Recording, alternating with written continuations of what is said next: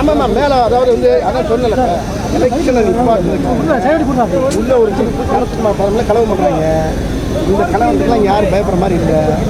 ஏன்னா நம்ம அணி வந்து பாண்டவர் அணி சக்ஸஸ் ஆகி போய்கிட்டு இருக்கு. வெற்றியை நெருங்கிடுச்சு, உள்ள வெற்றி அடைஞ்சாச்சு.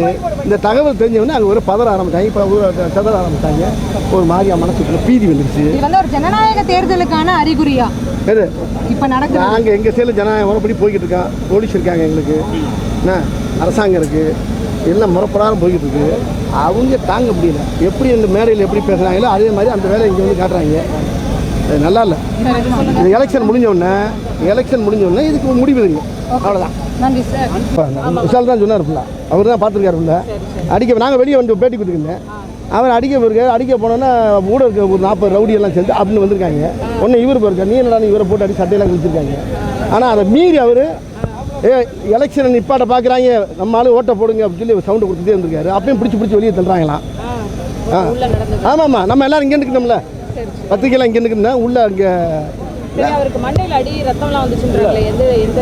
அது வந்து பார்க்கணும்ப்பா. என்ன அது பார்த்தா தெரியும்ப்பா அடிபடுது. ஆனால் அது எலெக்ஷன் நிற்காமல் போய்கிட்டு இருக்கேன். ஆமாம்மா, இந்த பாண்டவனி ஒன்று சக்ஸஸ்ங்க. அது நோண்டவர் அணி. அது நோண்டி திங்கிறவங்க. எதுக்கு கோவப்படுற? ரவுடித்தனம் பண்ணுறீங்களா? இங்கே வந்து என்ன நான் தான் 24 மணி நேரம் டிவியில் வந்துக்கிட்டு இருக்கேனே. இதுதானே வர்றேன். வந்து அரசியல் எல்லா இடத்துக்கும் எல்லா இடத்துக்கும் கவுண்டர் என் கவுண்டர் தானே ஓடிக்கிட்டு இருக்கு. நான் எப்படி காணா போனேன்?